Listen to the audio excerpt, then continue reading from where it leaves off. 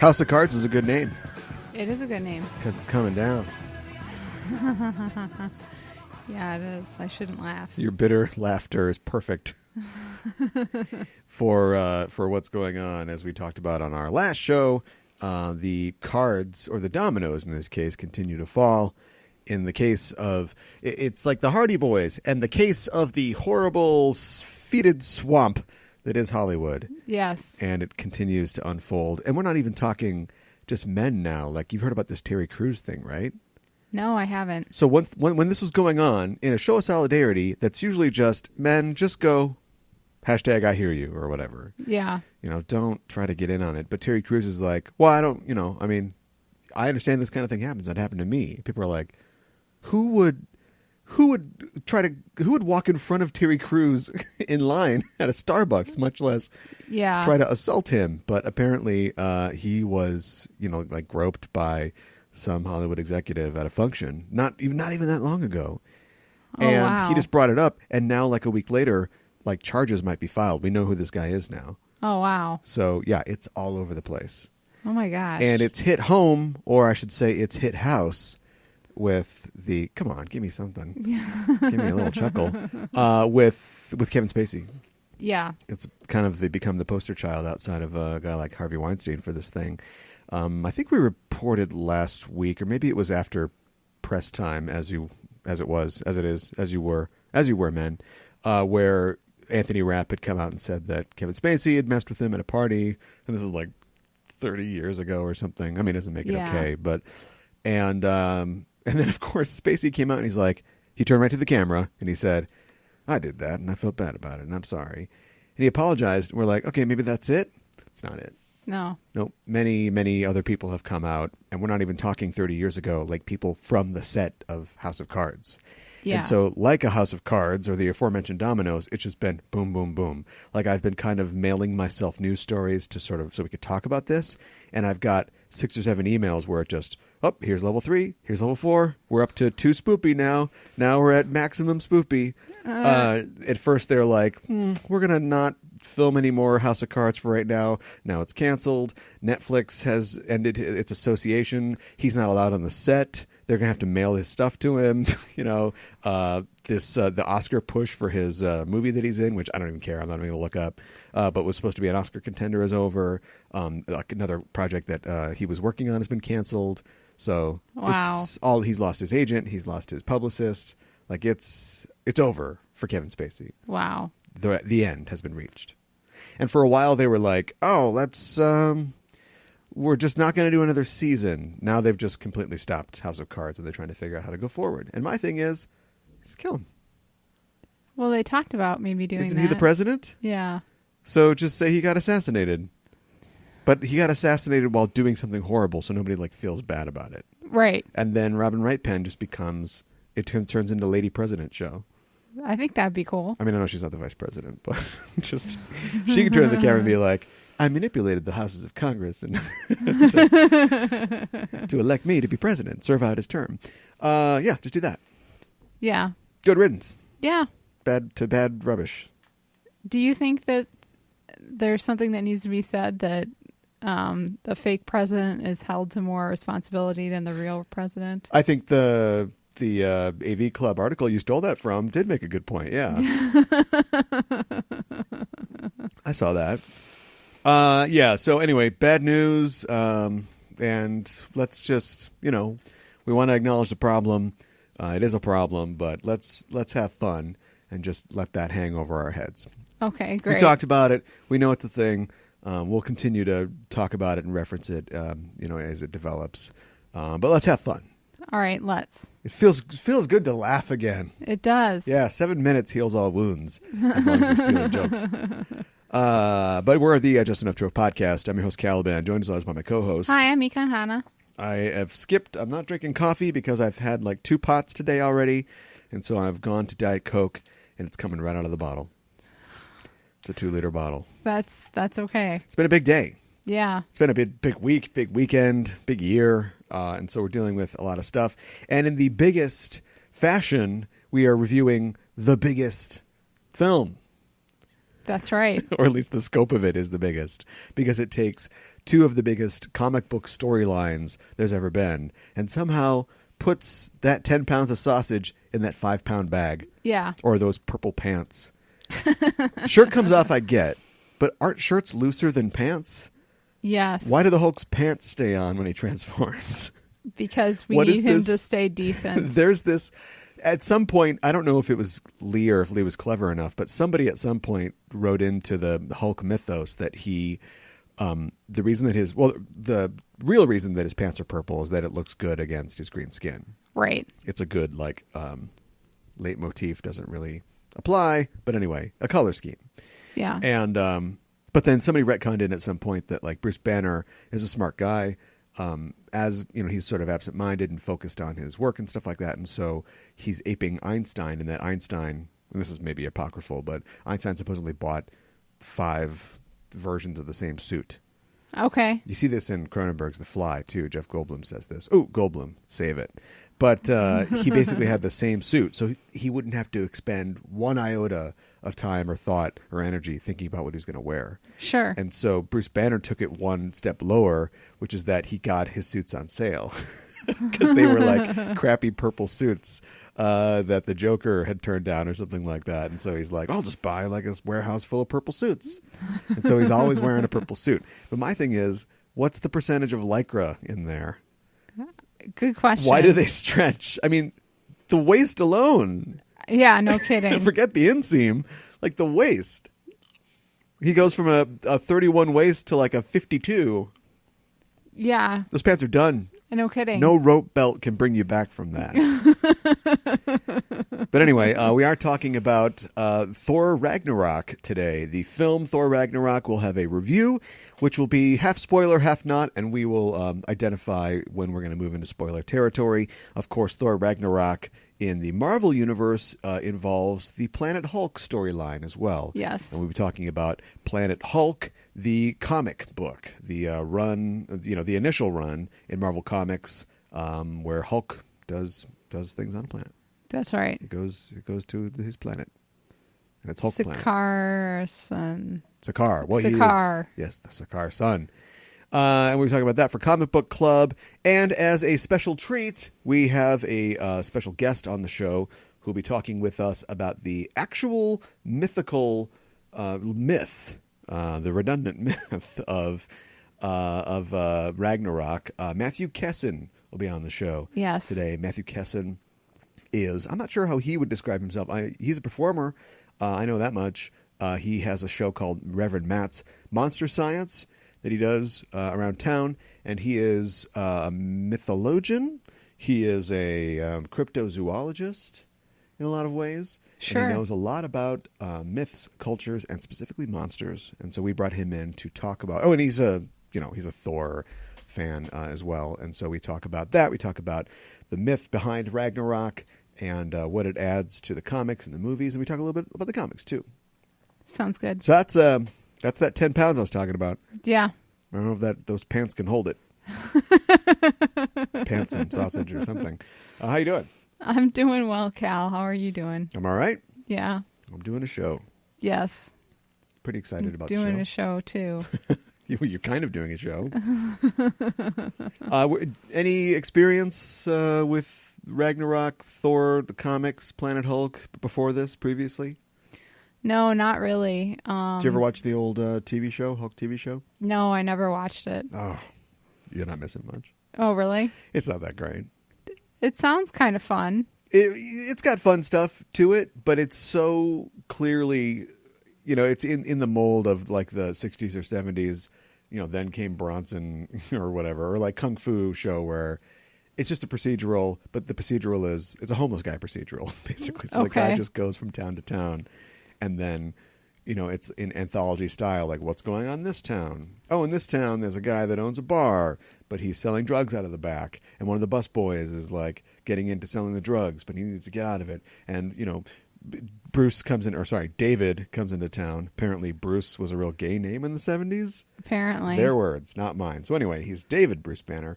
He comes into town and he gets a job sweeping up, in the back of the club or whatever. And then he starts talking to the kid, and he's like, you really shouldn't sell those drugs. And then like the pushers come around, they're like, hey, you leave that kid alone. He's gonna, oh my god! And the Hulk, throws a chair or something like that, and then that solves the problem somehow. And at the end, though, they're like, thanks for solving my problem, but you gotta go. And that's when he, has to walk sullenly out of town. That's okay. There'll be some sweeping job in another town and another dumb problem to solve. That's so sad. It's not a great show, but for a lot of us, it came at the exact right time.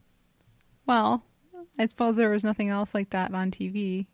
It was popular. It did pretty well. Yeah. It beat Dewey Cox's variety show. Now we're getting our universes mixed up. Did you ever have any connect? Well, actually, you've seen the previous Thor films. Did you like those? Yeah, I like those. You like them? For sure. So let's do that now. We can save it for the segment. Let's do it now. Let's make it clean. Is it a lady thing? Confess. A lady thing liking Thor? Why do girls like Thor? You ask any guy, what do you think about the Thor movies?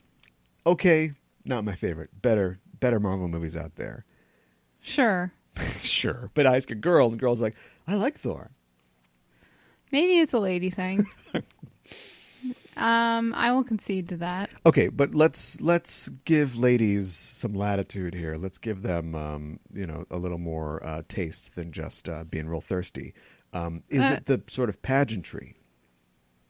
Is it that maybe you can't? And I'm saying you. Let's not make it ladies. We'll just make it you. You can't hook into a swaggering Buck Rogers space gun adventure guy as much as you could be. I kind of like he's got some capes and there's some castles and things like that, and they're acting courtly. Would that attract you more than dirty space lasers? Yeah. I've seen the dirty space lasers. They're better with the new front man's no good. I mean, I love Guardians of the Galaxy, though, and that's kind of dirty space lasers. I'm trying to get you to talk about Thor. I don't know. I like. I do like the pageantry of it. Yeah. I like that they're gods. Well, yeah, I mean, they kind of are. Yeah. In the very first movie, they go, well, it's science and magic, and it's the same thing, and we're just, science you don't understand. And then they proceed to, fight giant monsters and come back from the dead, and it's like, all right, you guys are just magic, though, right? Yeah. Yeah, they never really stick to that. I would say we're kind of doing it now. All right, we'll wrap this up, do a little news, and then we'll get to our Thor review. But I would say, first Thor movie, it's fine. It's not great. I actually think it's kind of one of the weakest of because it's very much an early Marvel movie where we thought, we were willing to just kind of sit around and just talk and not do much. That's true. And then people don't really like the second one, but I think it's fine as sort of like a mid-Marvel movie where there's just some disposable bad guy. We don't really, it's just a lot of action. We don't really care what's going on. And the third movie. I really like the third movie. I said later. Okay. We'll do that later. Okay. Right now, let's do some news. Well, in between all the horrible stories about what's going on in Hollywood, which we've covered, there are just there's things that are happening still. A couple big-ish sort of stories from the world of the nerd. One is that it's moving forward. The lightning bolt is coming down, and it's about to hit a little kid. Oh no! Who's just yelled Shazam, and we're getting some movement on the Shazam film from DC Comics. Which is actually being produced by New Line. And, of course, we know The Rock has been attached to this project forever as Black Adam. Right. Which, if he's comfortable with, that's fine. And they announced that they've cast the role of Billy Batson, or at least the role of Shazam. We don't know if it'll be played by a kid. Zachary Levi? Yeah. Chuck guy. Yeah. Thoughts? He's a tiny guy. He's not big. He's tall. Yeah. But I don't know if he's a good fit for this particular role. I would tend to agree with that, but whatever. Well, we've also heard that someone is in talks to play Dr. Sivana, and for me, this is the death knell. This is it. Yeah. They're talking to Mark Strong to play the villain, Dr. Sivana. Snaggletooth.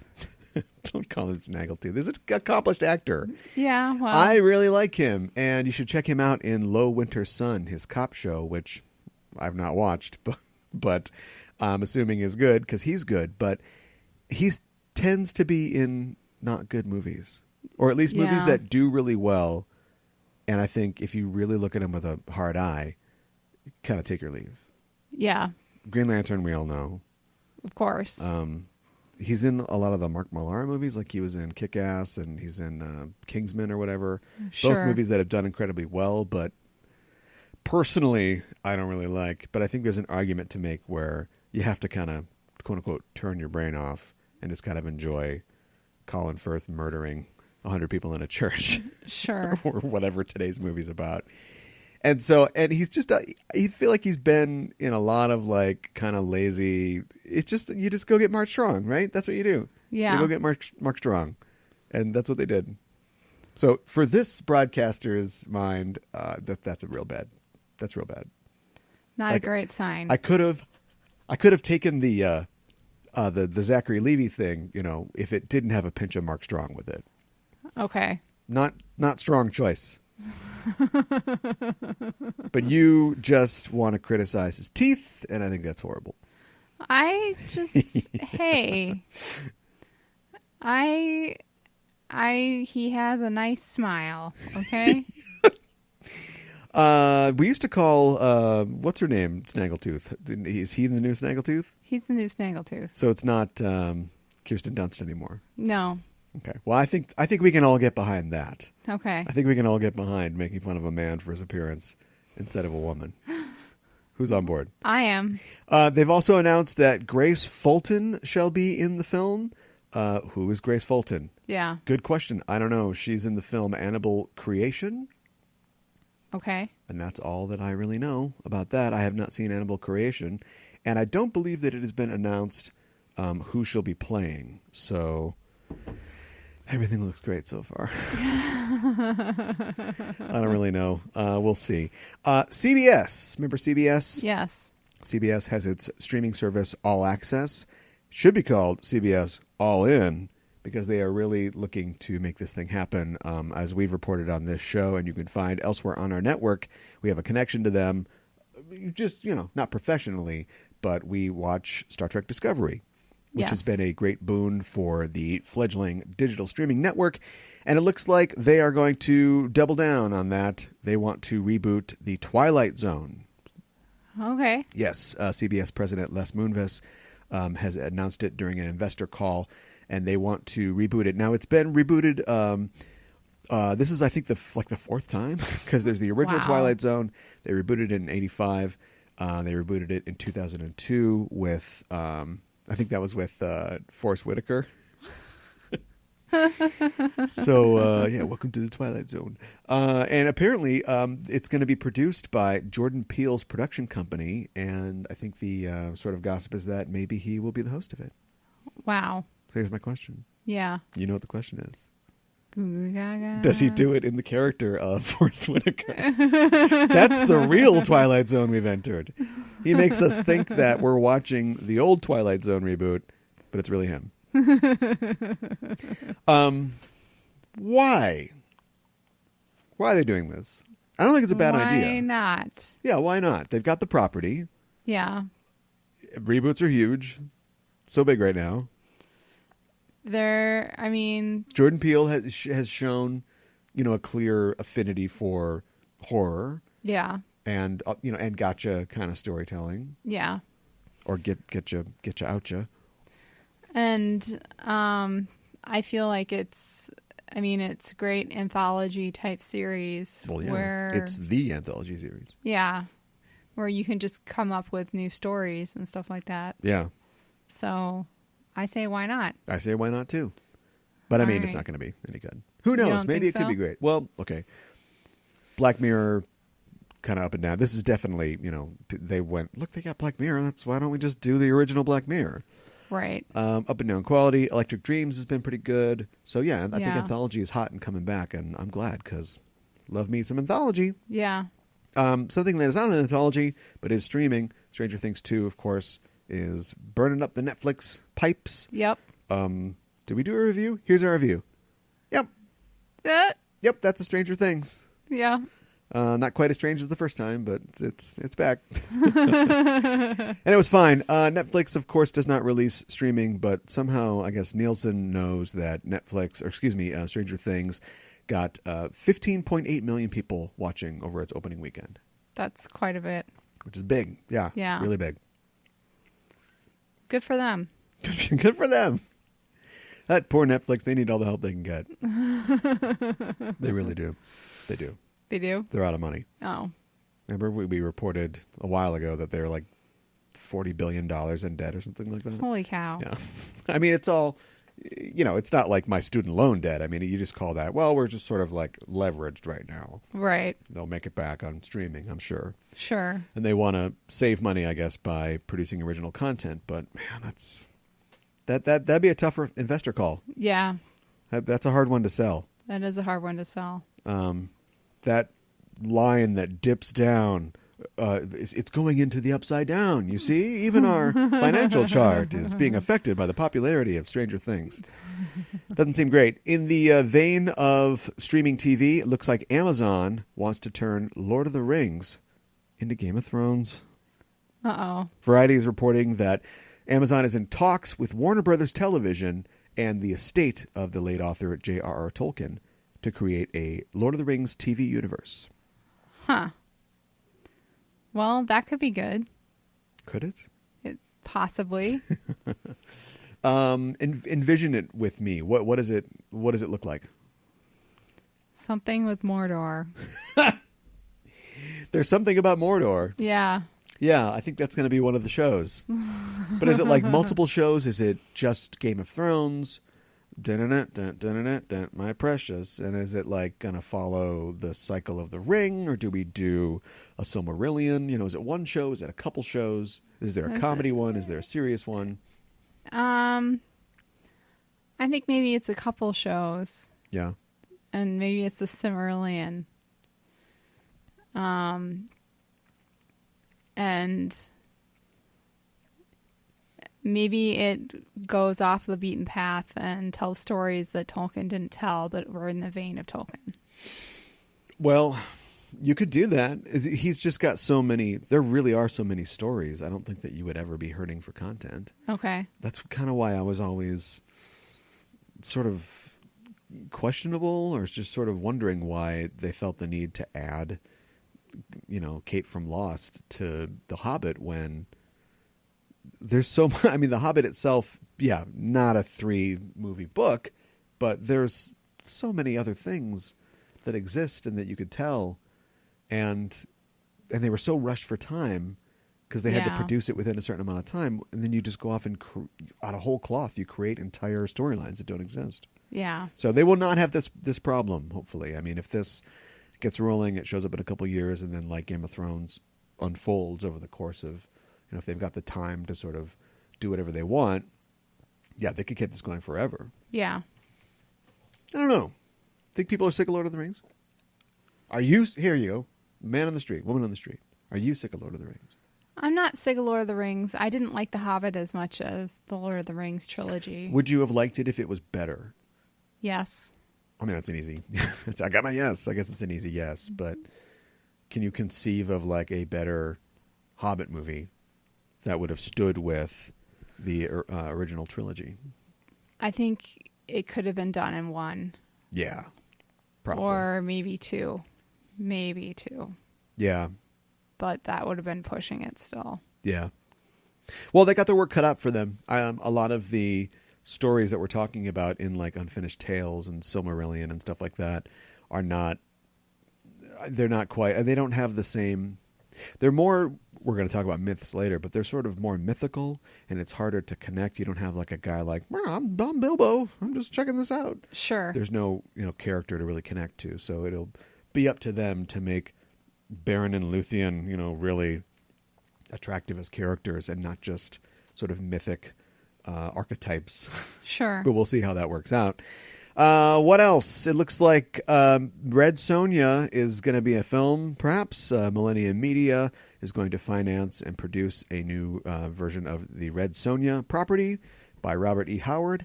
Okay. Are you familiar with Red Sonja? Somewhat. I mean, I've seen it on the racks.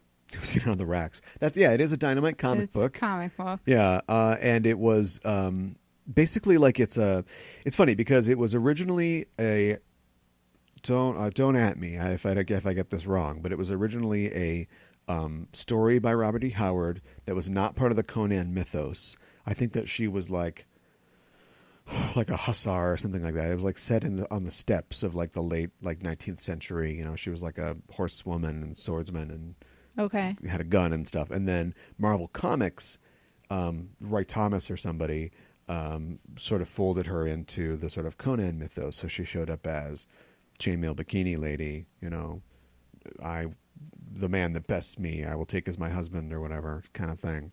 Sure. Rah, rah, women's lib, right at the right time there. And has taken off. You know, she has attracted people's imagination as much as Conan has as a character. Bridget Nielsen played her in I'm pretty sure it was a De Laurentiis sort of spin-off film from the Conan movies.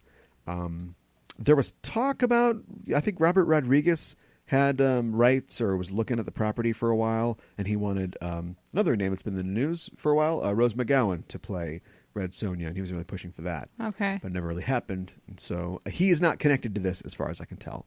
Huh. Okay, so something completely different. Yeah.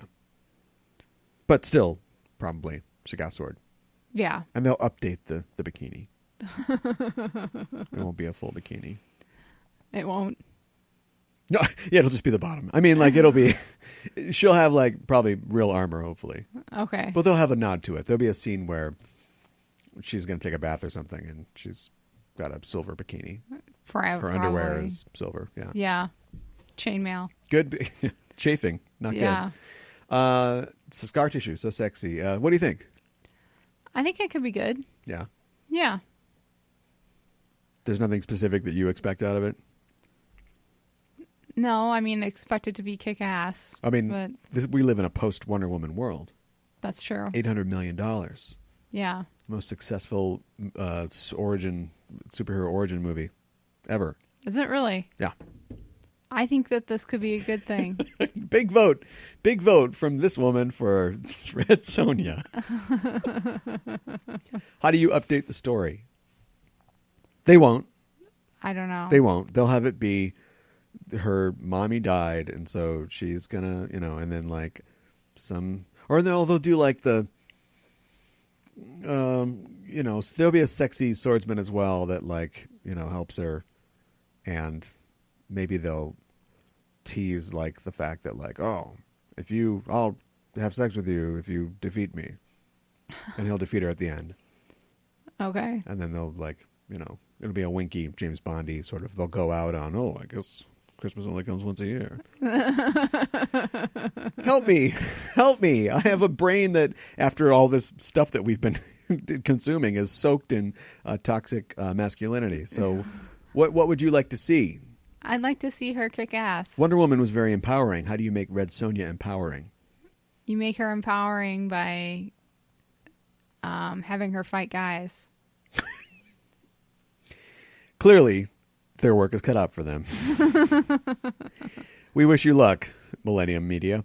One more story. You know Park Chan-wook? You know that guy. I know the name. He is a creative Korean creator. CKC is what we like to call them. He has made some of my favorite Korean movies. Movies like Old Boy, Stoker, and Thirst. Yes. Stoker's an American film of his. Yes. And, of course, The Handmaiden is his most recent film, yes. which is great, I think. I haven't watched it yet. Yeah. I have it. I really, really, really want to watch it. It's 3 hours long. Yeah. And I don't have a life where you can just watch a 3-hour movie, so I promise I'll get there. Make time. Next show, somehow. review of The Handmaiden. Yeah. But anyway, he wants to make a television show for AMC, The Little Drummer Girl. It's going to be a miniseries. Okay. So apparently his dream was to do American TV. Which I'm not sure really how that works. But anyway, what is the little drummer girl I'll about? tell you. Do we It's know? John Le Carre or John Le Carre film, book, and it's about it's a spy thing like John Le Okay. Carre stuff is. Yeah, only it deals with Palestinian terrorism. Okay. Well, that could be good. Yeah. Now, except for like he's great, I'm just going to ask this: why him? Why not him? Okay, yeah, exactly, sure. But like, why? I mean, did he have like what's his like? Why did he want to do this? Did he grow up like loving Jean Le John Carre LeCarre. books? Yeah. Did he watch The Night Maybe. Manager and went, I can do that? This was actually a movie a while ago, like in the 80s, I think, and Diane Keaton was in it. Okay. Yeah. In this one, Florence Pugh will be the star of the show. Okay. And so, lukewarm. He seemed lukewarm. I don't know who Florence is. I don't know so- either. I don't know. She was in a movie called Lady Macbeth, which is not actually about like Macbeth. It's just a sort of a costume drama type movie Okay. that's called Lady Interesting. Macbeth. Alrighty. All over the shop would describe where we are. At sea would also describe where we are. All I can say is I love John Le Carre, his novels, and a lot of the adaptations have been really good. And I like this guy, so seems like a winner. It seems like it could be really good. Yeah. Yeah. So does The Handmaiden, Yes. but I haven't watched that I know. someday.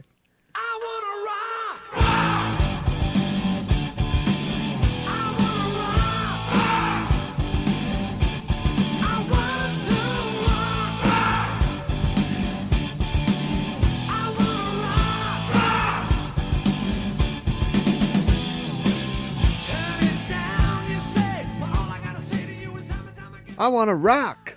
Rock. No, that's not the rock song that they're using in the movie. They're Jimmy Page got paid. Got paid on this one.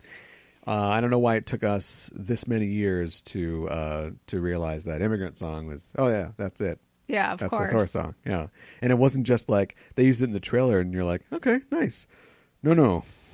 they use They it use twice, it twice. in the film. Yeah. So they clearly knew that they had something there, and they went with it. And the film is Thor Ragnarok. It's Yeah. the third Thor movie, and it's the 17th Marvel feature, Something like that. I believe. All part of this 300-hour Marvel TV show or story or whatever it is that they're telling. And of course, it does fit into the cosmology of where we know we are in the Marvel Universe, and it leads to new things, but it's its own story. Yeah. What happens in that story? Well, basically, Thor is captured at the beginning of the film by the fire demon. I can't remember his name right now. Surtur. Surtur. He gets out of that somehow Because he's Thor. because he's Thor. Goes back to Asgard, confronts Loki, who has been posing as Odin. Gets Loki to reveal himself. And I mean, this is all first 10 minutes, so I guess I Yeah. wouldn't consider these spoilers, but yeah, we should, be careful with spoilers. We're not spoiling things just yet. no. Then they go looking for Odin, Yes. and they run into Doctor Strange. Right. So this is a recounting of the events of the film, scene Yeah. by scene. Let me give you, this is how you do a synopsis, right? Okay. An ancient enemy who has ties to Asgard returns to Asgard, and Thor and Loki have to team up to stop this overwhelming force. Yeah. In the meantime, in their travels, they happen upon a planet where Hulk has become a gladiator and is enjoying a life away from the Avengers. Yeah. And they have a conflict, but they have to work it out to solve the problem. That's right. That is a synopsis. Okay. You're giving a scene-by-scene recounting. Okay. Anything you would add to that? No, that sounds pretty good. Okay. There. That's how you do that. Okay.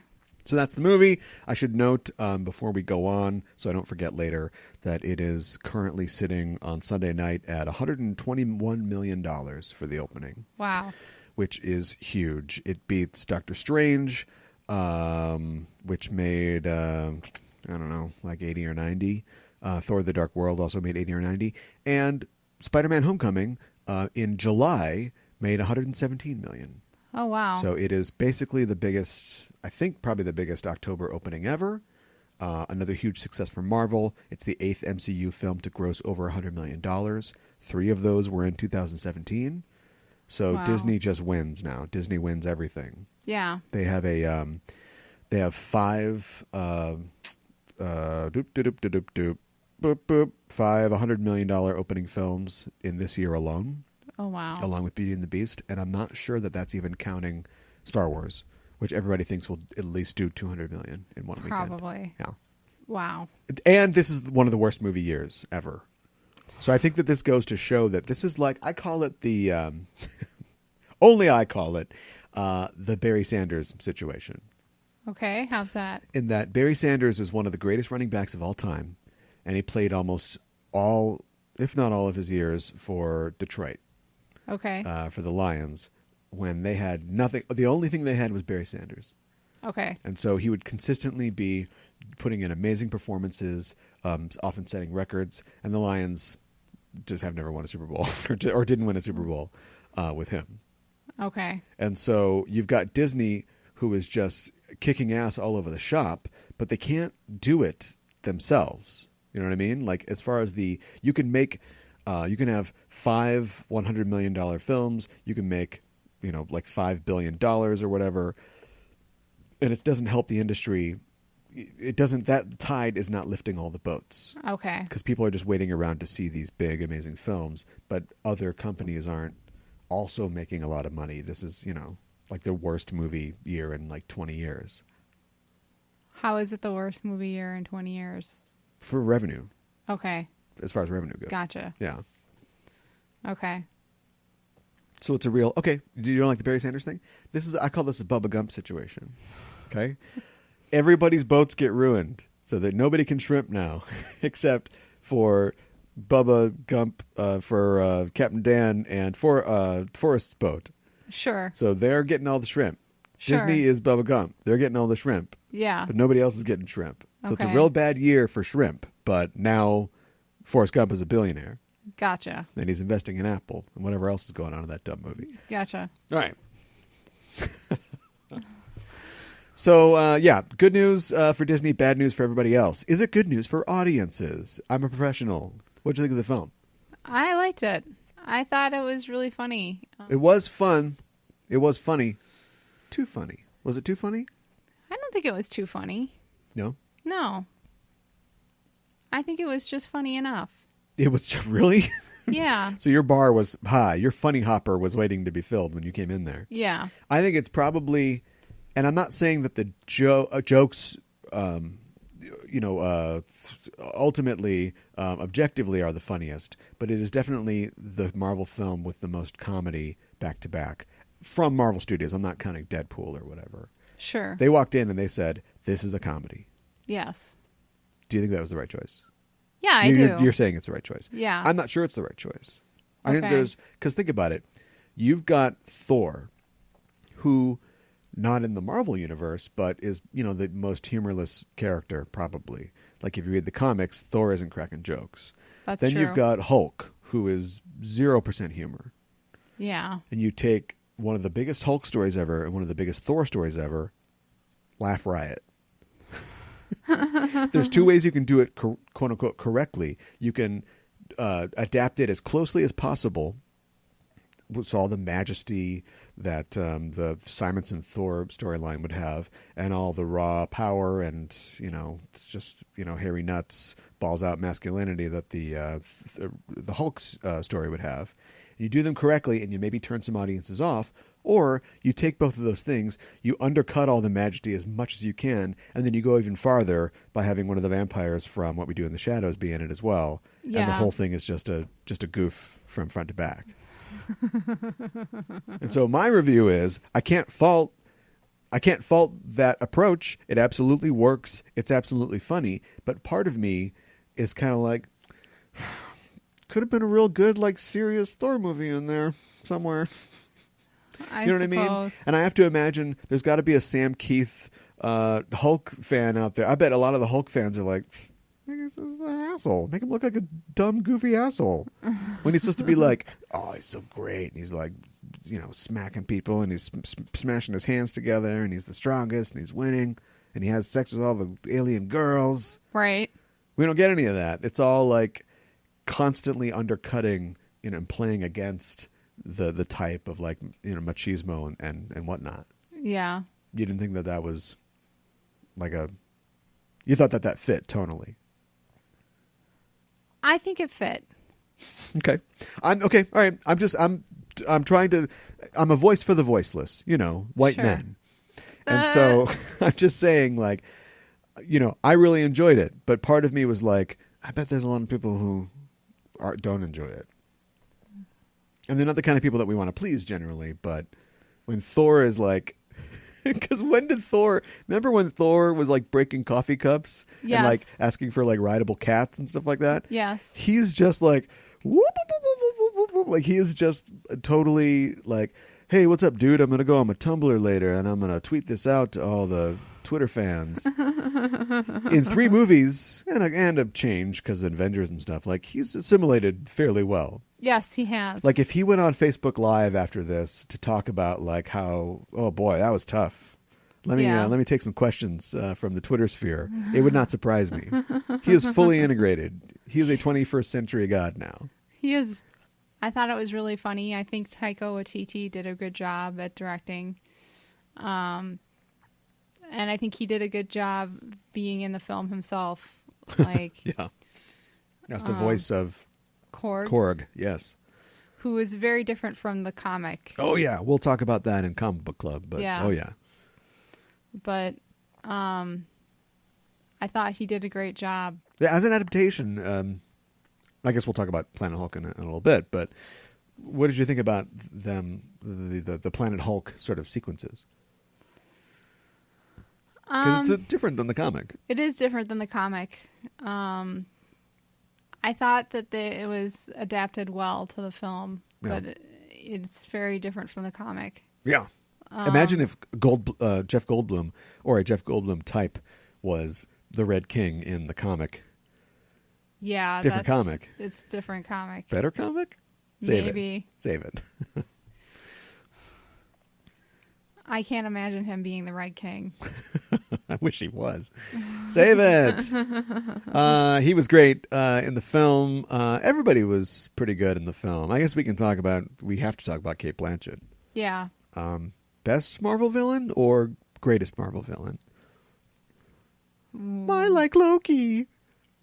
I do like Loki. She beat the shit out of Loki. She did. She's so upstage as Loki. I hope that she comes back in further Marvel films because she was great. She was great. She was better. Having a blast. Yeah. Yeah. She was better than the villain in Thor 2, that's for sure. Oh, Doctor Who. No. I know. Christopher Yeah. Eccleston, but Yeah. yeah. Yeah, I know. She was really enjoying herself, for sure. Yeah, and it's the kind of role where, again, it's not a good... People complain about the paucity of Marvel villains. This doesn't fix that. It's still just somebody who comes in and goes, I'm really powerful. I want to create problems. I feel not respected, and so I will fight. And there's no, this isn't Heath Ledger's Joker here. There's no real complex thing to follow. But probably the best. If they were all this good, maybe we would just be happy and enjoy these wacky villains. But yeah, I thought she was really good. I like the fact that she is a real threat, and probably shades of shades of Thanos, where she's implacable. Like, Ultron's tough, but all we need is, now we've got the right thing. Like, we need the right app. Right. In this case, it's now we've got the Vision or whatever, or Loki's real tough, but we've got the thing that'll close his portal. No real way around how powerful she is. No. And I think that'll just continue as we reach Infinity War, where we're not going to be able to beat this guy. You're real strong, Thor, and now you got lightning powers, which you always had, but whatever. Or the Hulk is real mad and he's real strong. They're going to have to start, thinking outside the box or making big sacrifices to defeat the enemy, which I think now we can probably talk about spoilers because that's what I'm getting into right here. Okay. So spoiler talk. Speaking of sacrifices, they blow up Asgard. Yeah. No more Asgard. Yeah. Asgard is a people. Yeah, Asgard. It's a place, though, isn't it? Yeah. I know. You're talking about Asgardians, or you're talking about Aesir. Asgard's a place. Yeah. But I have to say, and we talk about this a little bit with Matt, which we'll do in a little bit here, but there's the original sort of mythic version of Ragnarok. There's the comic version of Ragnarok, which has happened like 3 or 4 times in comics in the last 40 or 50 years, and is even... They push the cyclical nature of it forward even farther, because even in comics, like, it's happened a couple times over the course of the last few thousand years. Like, it's just something that it's this cycle of renewal, sort of flipping the mattress, right. if you will, TM. And so they kind of deviate from both of those things, and they kind of come up with their own thing of what that really means, which I think was well thought out and a good way to own it, but comes very late in the third act. Yeah. And it's the kind of thing where if you really wanted to commit to this, that's what the second act would have been. But instead, your second act is Planet Hulk. Right. And we just forget all about all that, and then we just come back to it later. And I don't think that Planet Hulk... This is a great idea. Planet Hulk probably couldn't be its own movie. I think Ragnarok could have been its own movie, but it would have been... It might have been a little dry. It might have turned people off if they're not into the Lord of the Rings kind of aspect. Right. So you put them together, but you end up doing short shrift to the thing, because I saw I'm a big fan of the comics. I'm a big fan of Norse mythology, know a lot about Surtur and stuff like that. And so when they have that shot in the trailer of like Hulk, flying through the air about to smash Surtur in the face, I'm like, oh, right. Big Marvel Comics / Norse mythology boner incoming. That moment is literally a joke in the film. Yeah. It's a joke. It is. Like, he punches him once, and they're like, Hulk, no, stop it. And he's like, oh, all right. It's like, no. I know. I want to see Thor fight the fire demon that ends Asgard. But according to the rules that we've set up, like, it's their idea. They allow Asgard to be destroyed because that will destroy Hela's power or whatever. Right. And so we get a real cute kind of explosion, and it would have been a lot more affecting if you guys had really made us, like, really connected us to the people and the setting of Asgard. Yeah. Instead of just that place where Thor goes and people yell at him during Thor's movies. Right. So, yeah. Hela kills a lot of people too. Yes. And like all of Thor's friends unceremoniously. die. Unceremoniously. And you think that part of me thinks that was like a choice on their part, because it's like, Rene Russo, for instance, she dies in the second movie, and they make a huge deal out of it. Yeah. And maybe they're trying to create a darker tone and emphasize like how brutal it is that the Warriors 3, done, gone. Yeah. Except for Hogan gets his little extra, screw you. Honestly, I think they just didn't know what to do with him, though.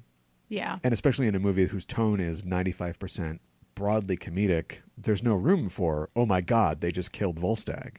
Right. So that's like, it's my criticism is like 50% tone clash, 50%, but you didn't really have a plan. Like, at one point, Thor could have gone, oh my God, like, my 3 best friends are all dead. And where is Sif exactly anyway? Right. Yeah. But they didn't, because you got to move on. Got many more things to laugh at. Yeah.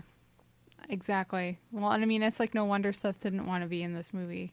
Yeah. Well, yeah, that too. So. Tessa Thompson as Valkyrie. I thought she did a good job. I thought she was great. Yeah. And I've kind of trashed her before, but maybe she just hadn't had the right role. Yeah. I thought she was really, really good in a role that was really kind of underwritten. Yeah. Just, act like kind of not a good guy, and then you'll be a good guy. Yeah. And we've seen it a million times. Yeah. But yeah, she's great. And Yeah. she's charismatic, and I think she sells her disillusionment really well. And even when she becomes a good guy, she's still kind of like still naughty. You know what I mean? Yes. Like, I don't know if she was like the leader of the Valkyrie, but yeah, like she's a dirtied up. Every Marvel movie is Guardians of the Galaxy now, right? Yeah. So like she would fit right in. And I think a lot of it is both her and Hela both have elements of Angela in them. The character from the Spawn character that became a Marvel character, that became a gladiator, that became a king. Just, that character of she's an angel, but she's like, does things her own way. Okay. Yeah. Gotcha. Hela in this movie is Thor's sister. Yes. And Loki's sister, but, adopted. Which is not, I don't know why they did that. I know that she's young and Anthony Hopkins looks old, but just make her Odin's sister. Sure. She'd be even more tougher then. More powerful. Yeah. Because you have the sort of thing, and Loki just gets left out in the dust. Because now you've got a dynamic where Odin has a daughter. Yes. That's like his, great daughter, and then he, oh no, you're being too bad here. So he gets rid of her and then gets like new sons. Yeah. And she comes back and like her feeling replaced is part of her motivation, but Blanchett doesn't really have any time to really play that. She never gets all that worked up about it. She just enjoys killing everybody. Yes. We never really worked that angle. And then we never even like looked to Loki where Loki's like, I feel that way too. You know what I mean? There's never anything where she's like, you know how it feels. You've been cast off as well. Join me. And he like refuses that. Yeah. There's no moment like that whatsoever. No, he's just there for the ride. Yeah. And then also tries to betray them to Jeff Goldblum because he's Loki, I guess. Because he's Loki. Yeah. Oh, trickster god. If any one of your tricks in this movie ever worked, and you weren't continually being tricked by all the other characters, especially Thor, who's been established as the dumbest Avenger. I know. He constantly tricks you. It's true. Yeah. So it makes me wonder, like, maybe his name should be changed. Shouldn't be the trickster god. He should Loki the Tricked. Yes, exactly.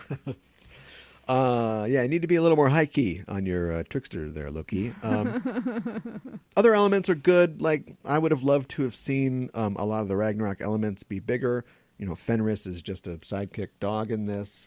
Yes. That Hulk fights for a while, and then it's the when you and I play video games, we call it X-Manning. Yes. From the old X-Men Legends games, where if an enemy's real tough, throw him off a cliff. That's right. And that's what Thor does. They got that handy-dandy waterfall cliff in Asgard. He just throws him off a cliff. So he'll definitely come back, I think, but that's the end of him. I like the idea that they never bother... Well, they change her name to Hela when her name is Hel, right. In the myth, but you don't want your little kid reading a comic book about hell. But they don't ever really say that she was, the Queen of the Dead or anything like that. No. She's just somebody really powerful, which reminds me of the storyline in the comics about Kull Borson, who is, that's another thing that they reference or are adapting for this, who is the Serpent. He is Odin's brother. Okay. From ancient times, who was supposed to be in charge of like Midgard, and it's the same thing. He was too murderous. He was too, warlike, and so Thor had to get rid of him. And like wiped his name from the record. So that's basically who Hel becomes in this. Okay. But what gets me is that we all thought that, okay, so if she's the queen of the land of the dead, she's essentially the female personification of death. I mean, they do say that, repeatedly that she's a goddess of death. Yes. But we never see that translates into her having the ability to control the dead. Right. And so we get a nice little Norse mythology thing where she raises these dead warriors, and they're her Draugr, like her undead warriors army. Yes. Who are supposed to be really tough, but go down to an M16 bullet. They're just, this movie's cannon fodder. But that's fine. But a lot of people were positing that because she is beautiful Cate Blanchett, who's looking real gothy and Euro trash, right up my alley. I love it. She put a choker on. Game over. That she would persist after this film, and we need Thanos to fall in love with a death figure, right? So maybe this, I mean, if you're going to fall in love, Kate Blanchett seems like the way to go. That's true. You know, this Kate, not Blue Jasmine, Kate Blanchett, this one. No. Yeah. So that could still happen. I mean, we don't see a body. That's true. You got to see a body to know that somebody's dead, and she just kind of is not there anymore. I guess she gets stabbed, but the movie establishes thoroughly that stabbing her doesn't do anything. Yeah. It's not even fair when you fight her. You're just not going to win that way. She's a formidable fighter. Yes. Yeah, and I love her cheap, like she's a cheap boss in a video game because she can just produce like millions of blades like there's no end. Yes. You know, it's not like Thor's like, I've got this weapon. I'm real tough. I learned that I don't need the weapon over the course of the film, but it's kind of my thing, and I'm really good with it. If you fear Thor, you fear the god of thunder, and you fear Mjolnir as well. Right. But she's so badass. She is the weapon. She doesn't even need a weapon. She can just shoot things and produce things. And they have a utility. She can open doors and stuff. She'd probably get a cup of coffee with one. And I like the fact that her power scales, too. So later on, she's fighting like, 100-foot tall a giant guy. Now she can just throw giant chunks of rock that have the same effect as her little blades did. Yes. So it adapts. She's tough. She's got to come back. She's really tough. Yeah, it'd be a shame if she died. Yeah, she'll come back. Yeah. I wonder if we know the terms of her contract. Maybe they're keeping that secret. Doctor Strange is in this. Yes. I think we could have lost that. Well, they're doing the old thing where, and they've always done this, they've done a good job of like connecting all these things so you feel like you're watching one long movie, but they always, in the style of a film, want to leave you with something like, oh, maybe this is going to be a problem, or check this out, because you leave the movie with like a promise of something to come. And they've never delivered on any of those promises. No. Ever. Thanos at the end of Avengers is the only one they delivered on. That's taken over everything. So at the end of the last movie, Odin's gone, Loki's in charge of Asgard, and we're like, oh, what's going to happen? Nothing. He's just going to put on weird plays with Matt Damon. He'll be fine. Yeah. All right, so I guess we won't worry about that. Seemed like kind of a big deal. This one as well ends with like, oh no, whose ship is that? Well, clearly it's, Thanos' ship. But we won't see that because we already know from the leaked trailer that we'll just start with like Thor's in space, and hopefully the Asgardians have been kidnapped and not all killed. Yeah, hopefully. Although if they are all killed, that would be a lot of could fridge the whole ship? people, yeah.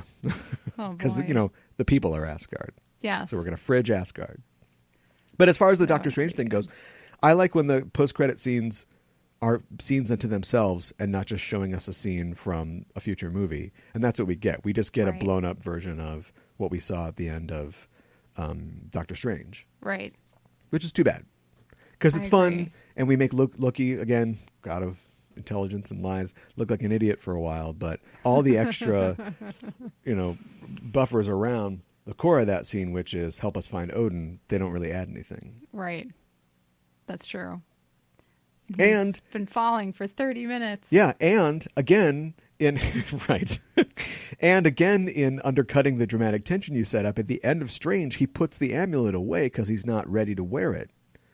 Right. And we think, oh, maybe in the next film we'll see him realize that he's, got the power and he can do it now. He's just wearing it. He's just wearing it now. So clearly off screen he felt like, it's fine. It's totally fine. Just stop it, Marvel. Stop doing that. I fully expect that when Doctor Strange 2 starts, he and Mordo will be friends. They'll be like, yeah, I was going to eliminate all the magic, but it's fine. So who knows? Let's talk about the Planet Hulk part. We haven't talked about that at all. Okay. Except for Valkyrie. I liked it. I liked it too. And again, I still think that real deal Planet Hulk fans are probably really disappointed, but it was like putting one act of a Guardians of the Galaxy movie into your Thor movie. Yes. Which is what I've always wanted to see ever since they've, established that Thor's Asgard is a planet or whatever, and they have, Viking spaceships or whatever. Right. Ooh. Their spaceship should have had a big, dragon on the front or something. They should have looked like a longboat. That would have been fun. But anyway, And they even mentioned Sakaar. So, like, we know this exists in this world. I think from the trailers and also from the comic, we knew that, so I don't know what Sakaar is in this universe, but it clearly rests at this point where it's a garbage planet. Because it's at the point where all these, portals are. So, like, stuff that just gets sucked in from anywhere ends up on this planet. So it's kind of a patchwork kind of planet. And they deliver on that. Yeah. And they double down on the comedy, and Thor goes on a Charlie and the Chocolate Factory ride, which could have been a reference until you played the actual song, which must have a copy of Charlie and the Chocolate Factory must have fallen through a hole at some point. I thought that was kind of strange, but it was fun. And, of course, Jeff Goldblum, they just went, he's like, so what do you want me to do? Like, what am I going to do? And they're like, that. Just do that. Just be Jeff Goldblum. Just keep doing that. Yeah. Yeah. And so he's there to undercut constantly everything that's going on. Yes. If Thor was real, he would hate how he's depicted in these films. But it's pretty funny. It is pretty funny. It's pretty funny. I was a little... I don't need a lot of reference. I don't need a lot of, like, member berry type humor. So, like, I get it. Like, Loki's scared of the Hulk. But the Hulk does the ragdoll thing to Thor, and he's like, that's how that feels. See? Ha ha. It's like, I remember. I saw those movies. I got it. And I thought the fight between Hulk and Thor was good, but it was a little anticlimactic. Yeah. Because whether or not it had happened, the story wouldn't have been any different. If they had just said, you're a great champion, we're going to throw you into the champion quarters, and he's in there with Hulk, they're already going to resent each other. It doesn't really matter, like, who won the fight or who lost it or whatever. That's true. And that's the only Gladiator stuff that we see. We don't see any other, like, build-up. Like, if this movie wanted to just do Russell Crowe's Gladiator in space, they could have done that. But there's a lot of talk about the Gladiator fights, and we see one fight, and it's an empty arena between Thor and Hulk. Yeah. That seemed a little threadbare to me. It is a little threadbare. It ends in a way that's kind of... It undercuts Hulk's strength. It does. And I don't mean like his physical strength. I mean like just the strength of the character. Thor would have won, except he had this thing that was on him that basically made him... the obedience disc. Yes. Yeah. That basically made him obsolete. Yeah, and I don't think that... It's not important who's stronger, but these are the two strongest Avengers. That's a running joke in the film. Yes. They fight in the movie The Avengers, and they are, they're the sort of do you even lift rivals in the team. Yes. So it's not really important, but it's fun for the audience. So if we're going to revisit that, it's kind of like in the comics, like Hulk is the strongest there is, but like the Thing is always kind of like they're getting in fights where one will win, but the other will win the next one, and they're always kind of like one-upping each other. Sure. And so they had a chance to do that here, but it's totally undercut. And then you wonder, wait, was Grandmaster helping Hulk win all those fights? Because Hulk starts to look like a real puss if he needed Jeff Goldblum to help him win all his fights. Right. So I didn't really know what the point of that was. I didn't really know either. I thought it would have been fine to have one of them just out and out win. Like if Thor got real close, but it's the Hulk. Yeah.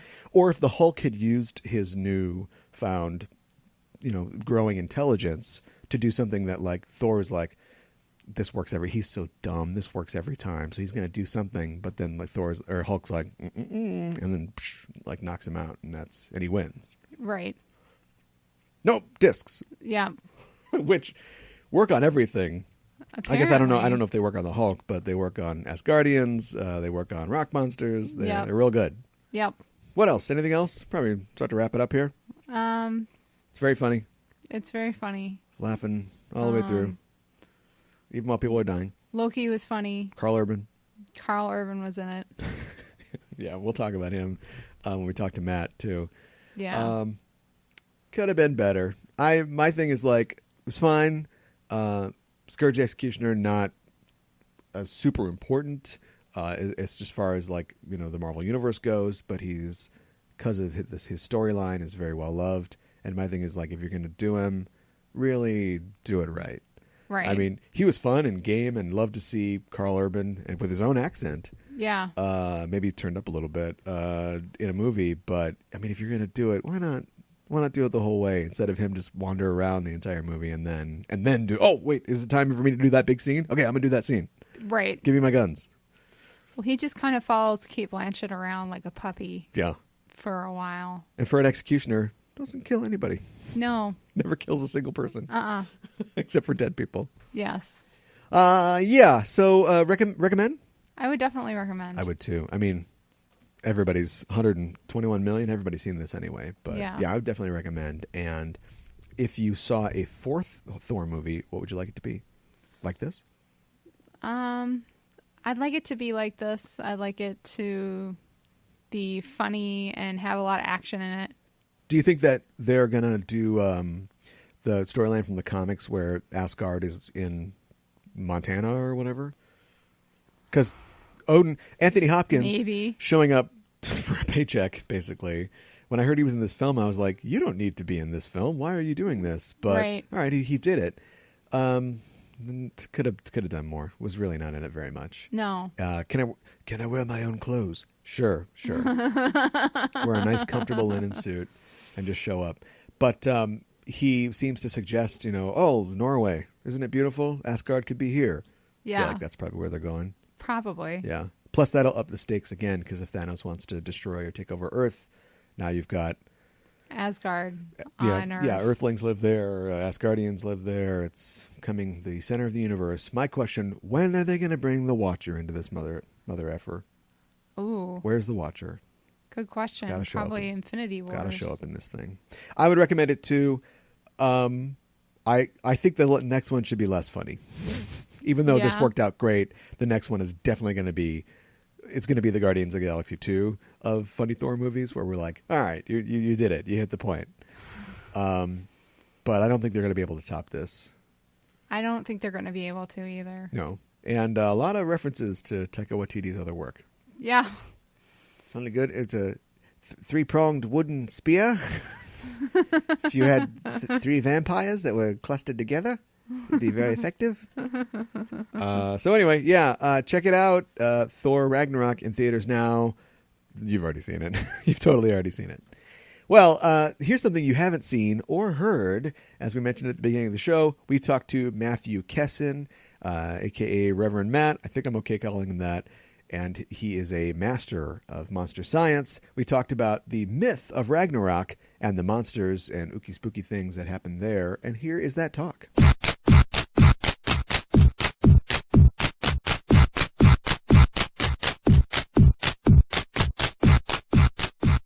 Well, we're here with Matthew Kessen, sometimes called Reverend Matt.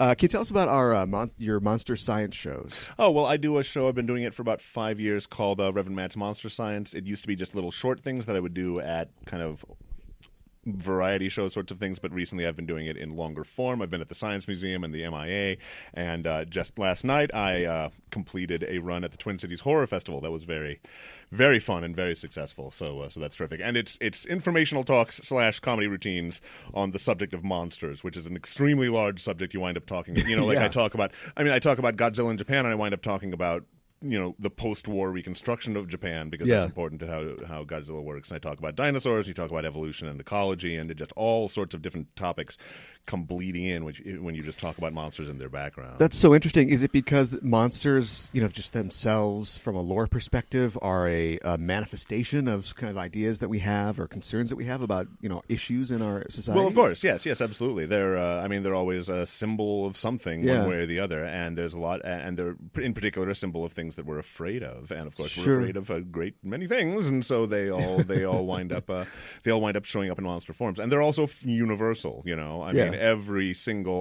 People talk about specific monsters being universal, like dragons and that sort of thing, and it requires a little bit of a shoehorn to do that. But just the monster idea, period.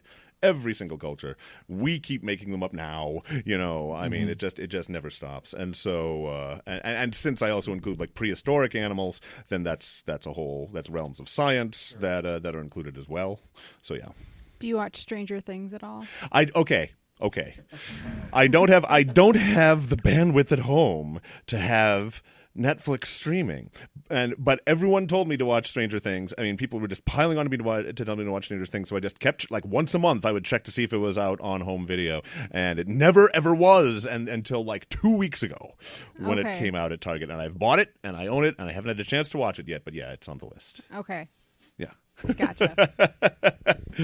What monsters did you talk about at the Horror Fest shows?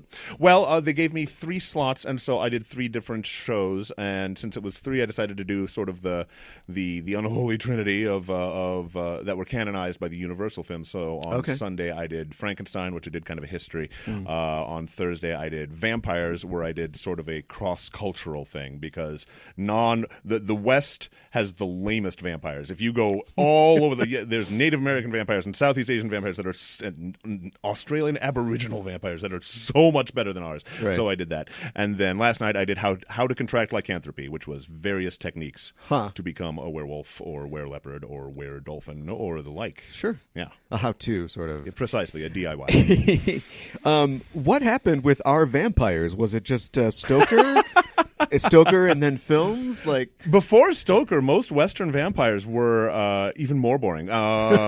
Before Stoker, Western vampires were just dead people who came from the grave and drank blood. They usually didn't have a lot of superpowers because a guy coming, because these are mostly peasant stories, and one of your relatives coming out of the grave to drink your blood is enough, is fine. You know, all you have to defend yourself is whatever stick you find and a smile. And so, so it doesn't need to change into a wolf or, you know, be invulnerable to things. Sure. So it's even more boring. But you go into Southeast Asia and you have people whose heads are coming off of their bodies, dragging up their entrails, and this flies around. Yeah.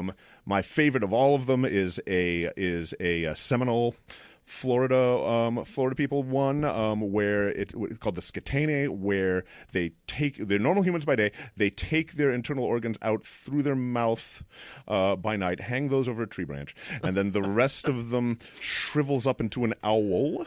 And goes forth and drinks people's blood. And it is I love every part of that. But anyway, I do go on, yes. My favorite is the Ass Wang, but just because of the name, really. Well, everybody's Ragnarok's on everybody's minds, yes, and not just because of the Trump presidency. Obligatory joke. But Marvel's third film of Thor film is out now, Thor Ragnarok. The film adapts elements of the Ragnarok story from mythology, but also from the comics itself. Right.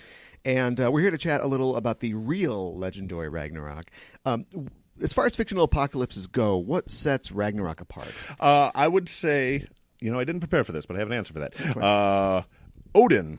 The Ragnarok is described in the Poetic Edda and the Prose Edda, and both of these feature Odin taking the form of an old man with a stick, going around trying to find out about Ragnarok. Mm-hmm. Odin is obsessed with Ragnarok, and you don't have that character or that through line in any of the other apocalypses of the father of the gods being specifically overwhelmed with concern about their apocalypse, and so you just have these stories of Odin trying to figure them out and what he gets and what we therefore know about Ragnarok, and it is therefore complicated, more complicated than other apocalypses are, and so. Yeah, just the obsession with the story, at least as far as has come forward. That's so interesting because, there's like John the Revelator, there's other examples of somebody prophesying or giving, telling a story about something that's going to happen in the future, which is a warning for the reader, for us. But it's so interesting that the god himself gets down off of his mountain and he's going around trying to collect that information. Right. Why do you think it's important that there is an end? Why was it important, at least for the Norse, to tell a story about the death of their gods in the world? I don't know why it would have been particularly important to the Norse specifically. I don't have an answer for that. What's interesting to me about the end of the world is, there's a word eschatology, and what eschatology is the study of the end of the world, and also the study of humans' attitudes towards their own inevitable death. Yeah. And so it takes those two ideas and folds them into one. And, on a purely selfish level, when you die, that is the end of a world. That is the end of the world as far as you're concerned, because there's nothing more of the world for you. And so on a purely selfish level, the end of the world is your own death, and on a broader metaphysical level, even if you bring it out of your own death, you look around the world and you see that everything dies. Every individual thing goes away eventually. I mean, before you have, modern geology, probably mountains are eternal and the sun is eternal and stuff like that. Sure. But generally speaking, everything alive dies. Yeah. And when you observe that everything alive dies, therefore so does life itself. Sure. Yeah. So I think it's just logical. And a lot of myths are explanative in that way. But something that I really like about Norse myths is that, you've got the skalds or the storytellers or whatever who are propagating this oral tradition. But as an oral tradition, it's a story. Right. And a story's got to have a good end if you want it to be a good story. Oh, yes, quite so. Yes, so it there's isn't that just, as well. It isn't just a myth about, one day Apollo was kind of horny and he was chasing a lady, and now we have a laurel bush. Yeah, right. It's literally, let's, tell this great story. Let's bring it to a close, yeah. Yeah. Something else I like about the Norse myths, and especially Ragnarok in general, is that they seem to be unconcerned with good and evil often. Yeah. They're really focusing on practicality, on cause and effect, and on justice in interpersonal relationships. Sure. Because even Loki, the antagonist of their entire sort of pantheon, he's been screwed over. Or at least he feels like he's been screwed over. Right, absolutely. Times. Yeah.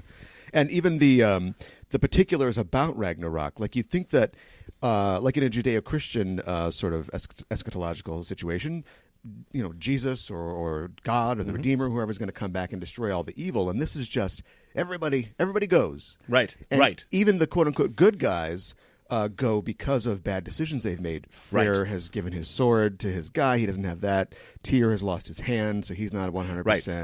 And one of the things that's interesting about that, as far as practicality is concerned, is that on the one level you have Thor and Jormungand destroying each other, and of course you have other stories about Thor versus Jormungand. There's kind of an old enmity there. But on the other hand, one thing that I think is interesting, like you said about practicality, is that Tyr lost his hand to Fenrir, and so you'd think that would be, but no, Fenrir and Odin face off. Right. And Fenrir swallows Odin. So it's not a question of old enmities. It's just a question of the fight. If you had a how it was hand. arranged. Right. Yeah.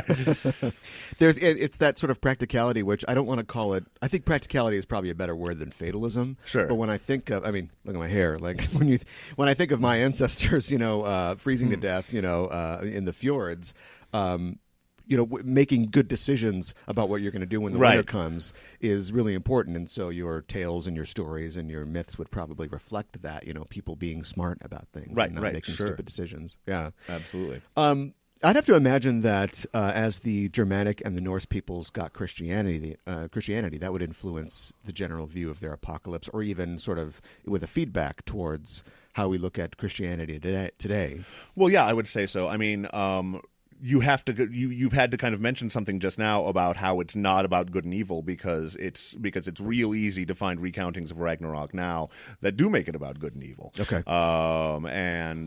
With the Aesir being just good and Fenrir and obviously Fenrir and the Jormungand are all bad, but also not bad in the way that the world is bad in the way that you have to defend yourself from a hostile universe rather than some sort of elemental evil. Yeah, and the one sort of thing that's I think is Nidhogg, the dragon that gnaws on the roots that's of the one, yes. Yggdrasil. Yes, it's like kind of a continually present element. And that just represents sort of, like you said, a destructive force. Right. Like if we're talking about good and evil, maybe we're talking about like order and organization versus chaos and decay. Yeah, absolutely.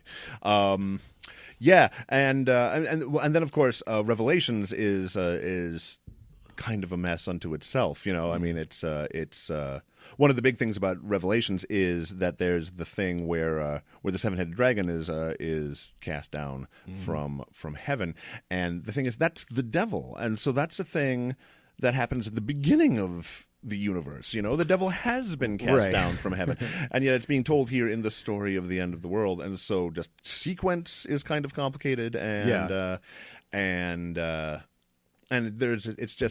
it requires a lot more interpretation than Ragnarok does. Ragnarok is fairly straightforward. Ragnarok is these things happen, and these things happen, and these things happen, and the world is consumed by water, and then it recedes, and then everything's great again. And that is one thing I think is essential to the original Ragnarok that it does have in common with Christianity, and with a lot of eschatons, is that everything dies, and then a beautiful new world is born. Sure, yeah. It's something that there's the whole Proto-Indo-European kind of theory, and it has that in common with sort of a Vedic apocalypse in that the idea of the eternal return, right, and there being a renewal, right, and the gods of this sort of era dying and being gone, but then you've got the two humans that survive, and I think Baldur and Frigga, and there are a few. There are a couple people who hang out. Yeah. Yep. Well, let's talk about your specialty, and let's talk about the beasts and sure. monsters and beasties of Ragnarok. We've already mentioned Nidhogg, the dragon. Of course, there's the Jormungandr, the world serpent. That's so fascinating to me. I mean, it's such a cool idea, and I think the idea, like you said, of dragons or serpents is universal. But what do you think that's supposed to represent? Well, I mean, Jormungandr specifically is a world serpent, and there are a lot of those. There are a lot of enormous serpents living at the bottom of the ocean. Yeah, I mean, if you go back to Babylon and the early Mesopotamian religions, you have Tiamat, of course, who has to be overcome by Marduk in order for order to be established in the universe. And in Ireland, there's one called a lignapeist, which is a giant serpent living at the bottom of the Irish Sea. Who was cast down there by one of the saints and remains asleep down there until the apocalypse comes, when it will rise and cause all sorts of problems. And this is it's. I mean, there's a million possible reasons why the giant supernatural world serpent myth could possibly be there. It's also just like as a seafaring people, just personification of the treachery of the sea and absolutely travel. And there are other. I'm blanking on names, but there are other world encircling serpents like Jormungandr. Jormungandr is the most famous of them. Dragons. I mean, why it's these reptiles, why it's these serpents is one of the big mysteries. Is one of the things that there isn't a real clear answer to it. The ones that spring to mind that make any sense to me anyway. There's a lot of really dumb ones, but the hypotheses that spring to mind that aren't completely detestable is there is a possible phallic idea. Okay. I'm not crazy about that one, but it makes a certain sort of sense. Sure. And the one that I like is a little on the weird side, I grant, but it still sings to me nevertheless, which is that our ancestors, quite a long time ago, but our ancestors spent 150 million years in terror of enormous reptiles, Sure, yeah. That were just completely insuperable to us, that we had nothing that we could do against. And it's been 70 million years since that stopped, but it had lasted for a long time, and it seems possible to me that there's something remaining in the brain that just knows to be afraid of giant reptiles, because we were for a long, long, long time. This is the cat and the cucumber theory. When you put a cucumber down by a cat, you know that one, and then it immediately goes, because why is that? I don't know why that. I know about the cucumber. Because cats, were in the desert even more recently than we are. So people say that it's just an instinctual thing because you put a cucumber down, and I suppose it looks like kind of like a snake. Oh, no kidding. So for a cat, it's like just a snake thing. Bad news. Yeah, I got to get out of there. Yeah, absolutely. There's also we talked about Nidhogg, Jormungandr. There's also human monsters in this. I mean, there's literally Hel, the personification of the underworld that shows up, who is something else is going on in the film, but traditionally is a daughter of Loki. Right, precisely. Because Loki, as I was telling you this the other day, Loki gets around. He's got more than a few children. Now, I'm forgetting. Is Hel one of the ones that he gave birth to while he was shape changed into a female form, or because I know that he has children that he's the mother of. Sure, like the mother of Sleipnir, Odin's horse. No, I don't believe so. I think that's he's the father of Hel. Very good. Who is often described as part alive and part dead. Right, like Two-Face having one side of the face. Or I think I've seen an artistic depiction where her top half is sort of beautiful and the bottom is sort of rotten as well. Very good. Yeah, who was given dominion over I think originally like the old age, people who die of old age and die of sickness. Oh, yes.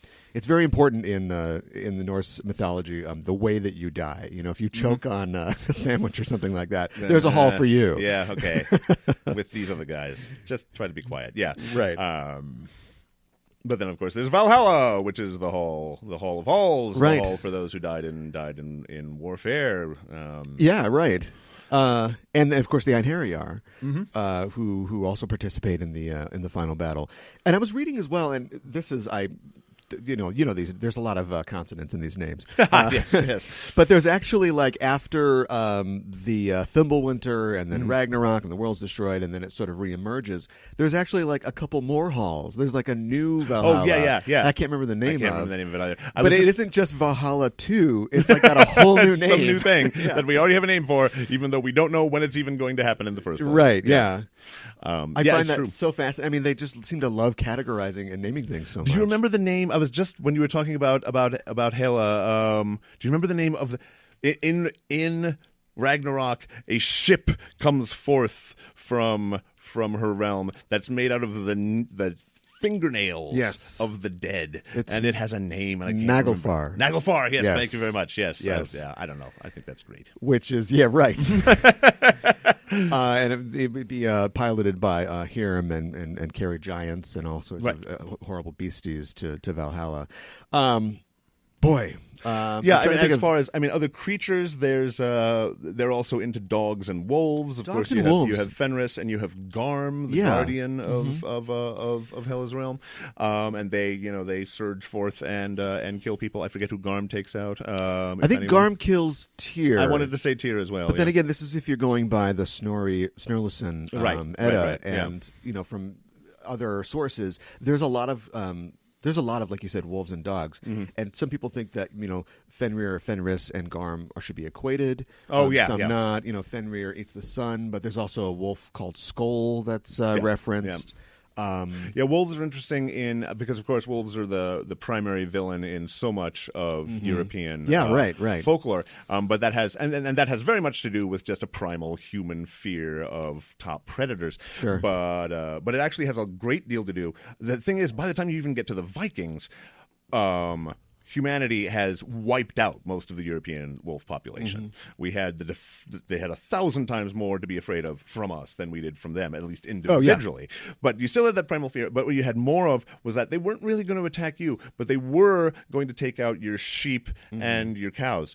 And if you're a sheep or a cow farmer and one of your sheep disappears, that's a month's wages. That you could die of starvation from that. And so it's interesting to me that a lot of the terrible vilification of wolves has more to do with economics than it does to do with immediate fear of death. Yeah, and even just a traditional sort of fear of death. Our from way back ancestors were worried about that. That's something else that fascinates me about what we know of sort of modern or traditional Nordic mythology is that a lot of it comes from the Eddas, which were like the 12th or 13th century. Right, exactly. Which, as far as like an ancient history goes, is pretty recent. Precisely so, yeah. And even then, they were being sort of converted to Christianity, and so that's affecting their beliefs. And so we're not getting some sort of ancient, BC idea of what the gods were. We're not, but even then, you have an issue where and as I'm sure you've seen in any mythology, where Spider-Man has existed for 55 years, and how many versions of him are there? A million, you take something that lasts hundreds of years, and you're just going to get a bunch of different stories. That's just how it works. Spider Caveman, giant Spider-Man. There you go. So you're always getting one version, and there's always going to be a million others. And one of the problems, like just with doing stuff with monsters, is figuring out what the actual essential qualities of a monster are. Because you take something like a griffin, which sounds pretty straightforward, and I can give you 6 different versions of that. Yeah, and so there's a question of what attributes it needs to have to get the name. If you see what I mean. Sure. Yeah. Because everything bleeds, and you have to let it bleed. You have to let it float around, because that's how storytelling works. Yeah. This myth and this tradition has been for a long time adapted for the Thor comic book. Yes. Famously in a lot of Simonson's stories, which are awesome. And you haven't read them, you should read them. I have. But yes, you yes. And of course, that doesn't stop there. I was finding a lot of similarities in a literal Song of Ice and Fire. Oh, yeah. Where there's a winter that lasts for several years, sort of like your Fimbulwinter. Yes. Yeah. And even the idea, the way that it's described, that it'll be a time when brother kills brother and men and families turn on each other because of greed. And that's exactly what you see in something like Game of Thrones. Right. And of course, Tolkien's, being influenced by those myths, right, can't be overlooked. Tolkien, I believe he said this, maybe you can back me up, that he felt like the British Isles didn't have its own mythology, or at least as the British people. Yeah, he did say that, and that was his goal. He was a very well-educated man, and I don't want to second guess him, but sure they do. Come on. Well, yeah, they have a couple different ones. Yeah, exactly. But yes, that was part of his goal. Can you answer me something about... Okay, so you've read the Simonson. Yeah. And I haven't seen the film, and I don't want to. I'm not a big spoiler phobe, but I don't want to spoil too much. Do they do the Executioner's last laugh? The Executioner is in it. Or do they just kind of nod to it? Because there's an image in one of the trailers of the Executioner with the two M16s, sure, which is clearly an image from the Executioner's last laugh. Yes, but I want to know if they do that sequence because I'm scared. Well, if you don't want to be spoiled, then tell me. I'm asking you this question. Yes, yes, they do. Is it okay? It's all right. The Executioner's last laugh makes me literally cry. Me as well, and I do like this movie, and I wouldn't steer anybody away from it. But I would say, I guess, in a little mini review, like it's more funny Marvel movie than it is really doing. That's fine. That No. I love the Guardians of the Galaxy movies. I've already ordered a Hela action figure because a man can go his whole life longing for goth outer space Cate Blanchett and never know it until it finally manifests. How lucky we are to live in this time when it's real. No, I'm sure I'm going to enjoy it. If it messes up Executioner's last laugh, then I will be sad for a moment, but I will move on. Yeah, I wouldn't say it messes it up, but it's certainly not the focus of the film. Well, I wouldn't want it to be the focus of the film, but I mean, just it doesn't have the same the Simonson heads. It doesn't have not the same emotional impact that the really. comics version. Okay, good to know. Thank you. No, I'm glad to know that. Thank you very much. I want to talk about real quick the three roosters that crow. Yes. There's one that I can't remember their names, but one crows in Midgard, one in Asgard, and then one in Hell. And we don't know the name of that rooster. Right. I don't remember the names either. Yeah. And I feel like I feel like Norse listeners were very comfortable with ignorance sometimes because everything has a weird name. So why wouldn't that rooster in the halls of hell have a name? And it's like it has no name, and it's like, ooh, that's almost scarier. No, it's good, yeah, and I mean, part of the depiction of the halls of hell is that they are gray and lifeless, and so it's appropriate. Yeah, it makes it scarier, and it's kind of appropriate to the thing. Sometimes it's random. I mean, there's the thing where there's Nidhogg at the base of the World Tree, right, and then there's Ratatosk, the squirrel, who carries nasty messages between Nidhogg and a giant eagle that lives at the top of the tree. Right, no name for the giant. No eagle. name for the eagle. Right, and I don't know why that is. That seems odd to me, but you're right. Sometimes they'll just let it go. I just think that's really neat. Yeah, and the Nine Realms, of course. Which, if you quiz me right now, I'm not sure I can get them all. No, me neither. No, not all nine. But I know Muspelheim, where the fire giants live, and of course Jotunheim, Niflheim. Yeah, Surtur, the fire demon. Yes. Who features so big in Ragnarok, and I'm trying to think of just sort of like every day sort of introducing us to Surtur myths, and I don't really... It seems like they're messing around with the giants a lot. Yeah. But Surtur just kind of shows up at the end like, right. Oh yeah, hey.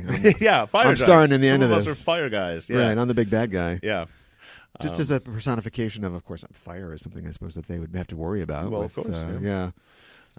Everything you're afraid of becomes stars in your nightmares. Absolutely. In your myths. Yep. And you make a monster out of it so that it has a face and a motive, and that's easier to deal with. Sure. Than just chaos. Yeah, exactly. I mean, monsters are emblematic of chaos, but they are less chaotic than actual chaos. Including the one that hangs its organs over a tree branch Precisely and turns into an owl. Yeah.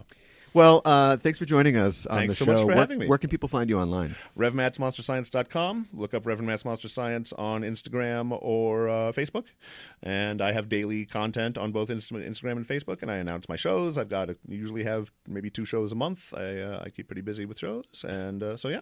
Any shows or events coming up that you tell us about? Yeah, November 19th, I'm doing the Encyclopedia Show, which is a monthly show where it's a variety show with a theme that is chosen, and all the performers have to do something at least vaguely related to that theme. November 19th is superheroes. I'll be talking about the Hulk. And then Monday, December 11th, it's the Monster Science Ensemble, which is a variety show that I put on, again, with a theme that's quarterly. And December's will be dinosaurs. And I'm going to be having some musicians and a dancer and a bunch of different stuff. So I'm looking forward to it. Okay. And people can get tickets to that? Or yes. What can they... Yeah. Actually, Encyclopedia Show is it's mostly ticketed at the door. It's at Kieran's at 7 o'clock, Sunday, November 19th. Monster Science Ensemble is free, and it's at the Phoenix Theater, 7 p.m. December 11th. Okay, we'll put links in the show description for that. Oh, that'd be great. Thank you very much. Well, thanks again. Thank you very much.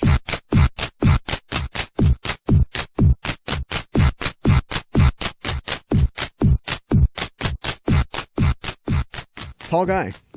Yeah. Has nothing to do with anything. No. But real tall guy. I think his head was scraping the ceiling of the studio. But I always love talking to him, and he knows a whole lot about this stuff. And as he mentioned in the interview, you can check out his stuff and his dates and things and places that he'll be appearing and talking about other things like this in the links that we have provided in the show notes. Out of the things that we talked about, do you think any of those things are present in the Thor films? Like Surtur is there. Yeah, kind of. Clancy Brown voicing Surtur. Okay. Famous Clancy Brown. Surtur's pretty scary. Kind of. He's kind of silly. When he first shows up, he's like a tiny little guy. He's like, when I got some fire, look out. Yeah. I'm going to get some fire. And he gets the fire. Yeah, so check out the links that we said.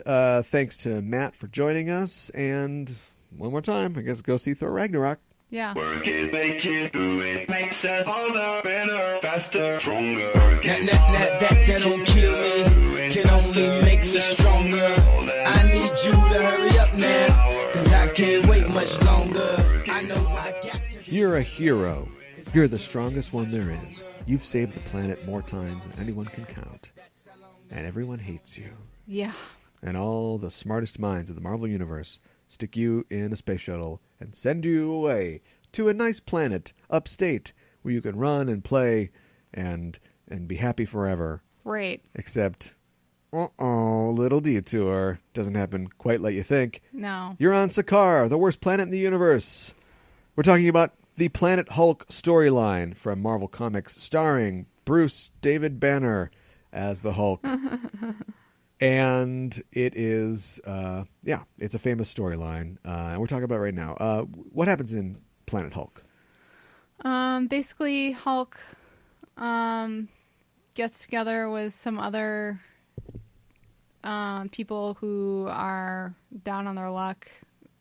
Wait a minute. This sounds awesome. This isn't Planet Hulk. What are you describing? Where is it? It's on planet Sakaar. Mm-hmm. And there are some other warriors who have to fight. What's Sakaar like? Sakaar is like a warring planet filled with gladiator fights, and there's a lot of slaves. It's the John Carter planet. Yeah. Basically, yeah. In order to not be in these gladiator fights anymore, they have to win 3 fights in a row or something like that. Yeah. And then they're supposedly they're going to win their freedom. Yeah. Which sounds like thumbs up right. for Mr. the Hulk. But his trip through this wormhole, which he's on this spaceship, there's a sort of preceding story that isn't really in the pages of the collection that we read, the trade, but they basically say, oh, Bruce, you got to go fix this satellite or something like that. It's in space. So take this spaceship. And he gets up there, and then once he's up there and he fixes it or whatever, they're like, sorry, we lied. You killed a bunch of people in Las Vegas, and it's just we've decided, even though we've tolerated you for 50 years, that it'd be better if you're just not around anymore. So right. We're going to send your spaceship to this other planet. It's fine. You'll be able to be alone there, which is what you've always wanted. Sorry about that. And right. of course that doesn't work out. And so he goes through this portal, and it saps his...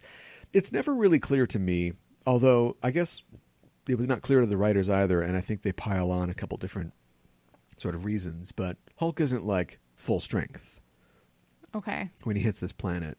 So yeah, he's captured, and he's entered into these gladiator games, and he's not super strong, can push the moon out of orbit like Hulk, and he's not invulnerable, he can be cut and stuff. So he has to kind of learn to fight a little bit. Sure. And this is kind of like your medium intelligent Hulk. He's not super dumb and savage. He's not the genius. He's just kind of a jerk. He's just kind of an asshole.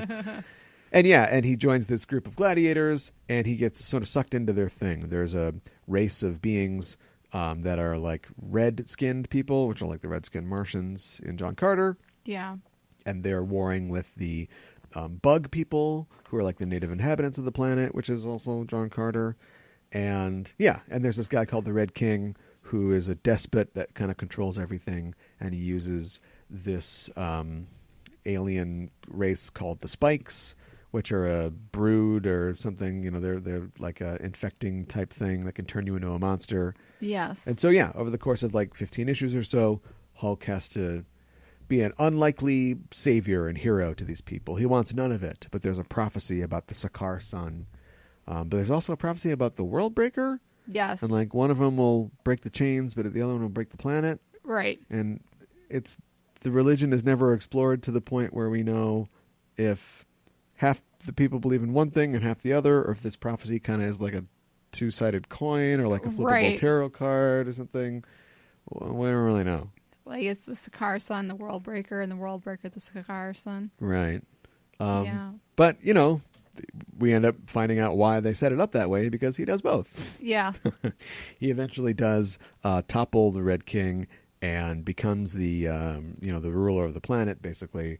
And then after that's all done, because real bummer, the whole storyline, somebody monkeys with the ship. Well, he still got the ship that the Illuminati, Reed Richards and everybody sent him in, and it goes critical or whatever, and it explodes and damages the planet, and basically the planet blows up. Right.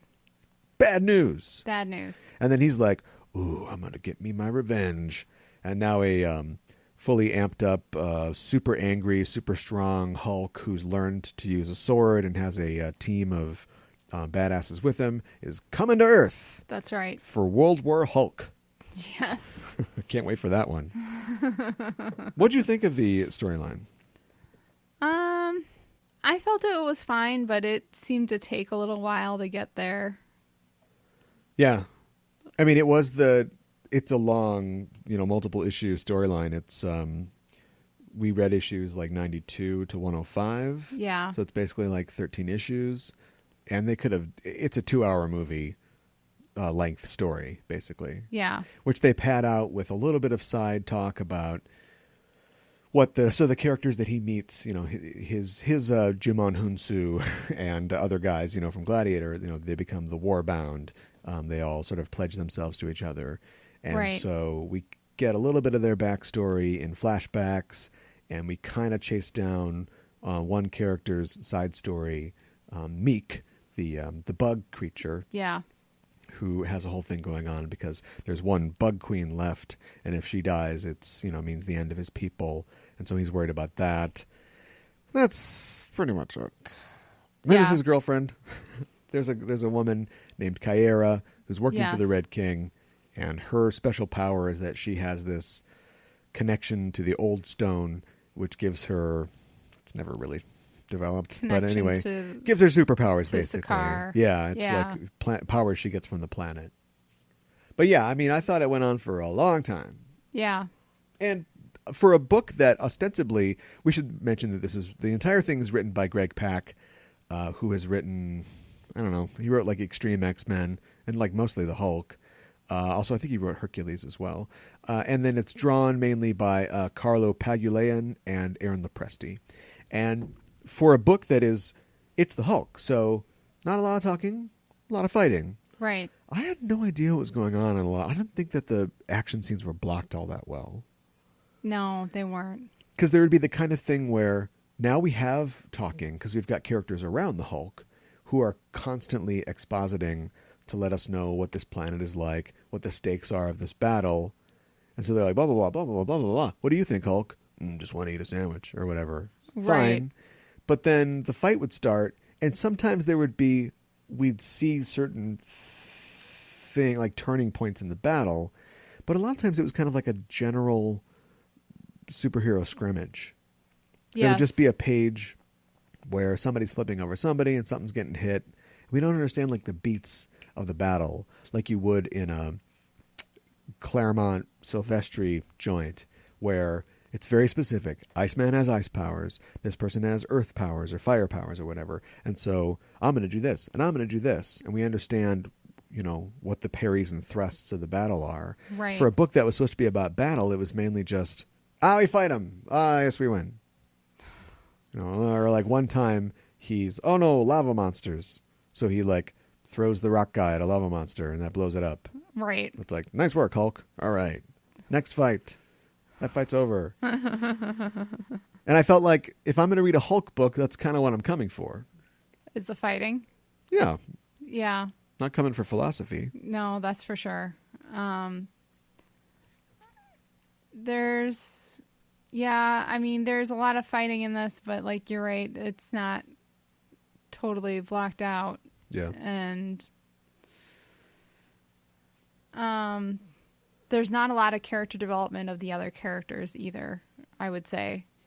There's not a lot of development of Hulk. No. I mean, he's mad. Comes to the planet. And he's not actually... He gets madder after they fridge the entire planet. And his wife, Kyera, and his unborn child. Dumb. But he was already kind of mad. Like, everybody that he trusted, like, betrayed him. And I think maybe maybe the justification is it starts off as a real, like, self-pity party. Yeah. Where he's like, nobody likes me. And there's this running theme where it's like, I'm a monster and you guys are monsters too. But then they learn to love being monsters. And we get eventually that, wouldn't the Hulk love a planet where might makes right and he can punch whatever he wants to and people praise him because of his strength? But he never... I get one. It never really becomes Banner except the one time. But you never, I don't know, just having a emotionally stunted Hulk, you don't have the opportunity to explore. It's more of an intellectual pitch than something that we see played out on the page, I think. Yeah.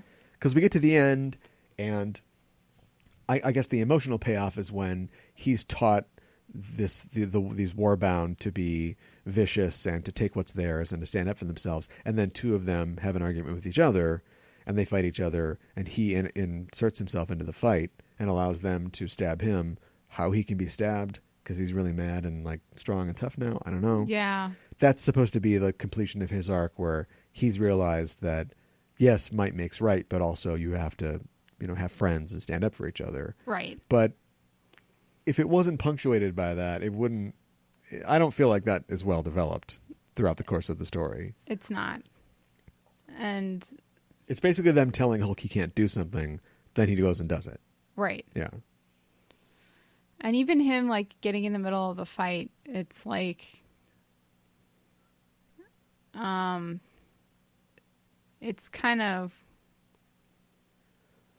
I don't know. It's kind of weak, it seems like, to me. It's not like illustrated the greatest choice. Yeah. I don't mean literally illustrated, but maybe I do. Yeah. I was upset about that. I don't know. People really like those. Actually, that's a good... So I can just say this now. We went to this kind of actual book club event to talk about this. There's about a dozen people there. And nobody said it was their favorite story. No. A lot of people had big criticisms for it. Yes. My thing is that the Hulk is... Okay, Hulk is like Thor. Like, there's a couple ways to do Hulk really right. And when you do it wrong, or at least maybe this is the audience, but I feel like I don't want to read a Hulk story. Already, it's all about who's strongest. He's the strongest one there is. Who's toughest. It's very macho, and that just turns me off. Sure. And so maybe that means that I'm not a Hulk fan or a Hulk reader, although there are Hulk stories that I enjoy. But this just seems like, let's wallow in that. Instead of having a character, Bruce Banner, who has something inside of him that he has to control, both control as in not let it ruin his life, but also leverage it because sometimes we need it. Because sometimes the abomination's going to show up, or sometimes the leader's doing something, and so we need to let the beast out to deal with that. What if we just took all that away, and it's just everybody get their green dicks out, and let's just start smacking each other in the face? That's what this always seemed to me. That's why I never read it originally. This is the first time I've read it. And having read it, it didn't really dismiss that for me. No. I would say that's and true. I found myself being a lot more interested in just other characters, like what's going on with Kyra, like how does this work? I'm sure there are backup stories that tell more about those characters, but it's not really in this. No. It goes on for a long time, and this is kind of it. Yeah. Final thoughts? Well, like Kyra, like she doesn't even get like a name until like towards the end. Oh, we're not going to try to apply the Bechdel test to this. Over halfway through. Yeah, I know. And it's only it's close to then that like, oh, she's going to be Hulk's love interest, and yeah, because they fought each other to a standstill or whatever. Yeah. And so we already mentioned Red Sonja, but of course they have to do it. Of course. So that was kind of, I don't know. I mean, I like Kyra, but I didn't really see that necessarily coming, that like they were going to get married. Yeah. It didn't. They didn't seem to build up to it as much as I think they could have. Yeah. Yeah, I agree. I think that it's perfect if you're looking for, okay, so the Hulk's been around forever. People are, long sick of just Thunderbolt, chasing him around or whatever. Like, what do you do with the Hulk? Let's borrow from Edgar Rice Burroughs and put him into a thing. Great idea. It's a great idea. Execution, I don't know. I feel like the execution is a little weak and could have been better. Yeah. So, recommend from you? I guess I would tentatively recommend. Really? I would straight up not recommend it. Finally, we have a no recommend. But sorry, continue. I mean, if you want to read more about the Hulk, I would say I would recommend it. Yeah. Well, clearly. It's got the Hulk in it. Yeah. Yeah, I would say, I mean, if you haven't read it, I don't think you really have to. Yeah. I believe in the Hulk.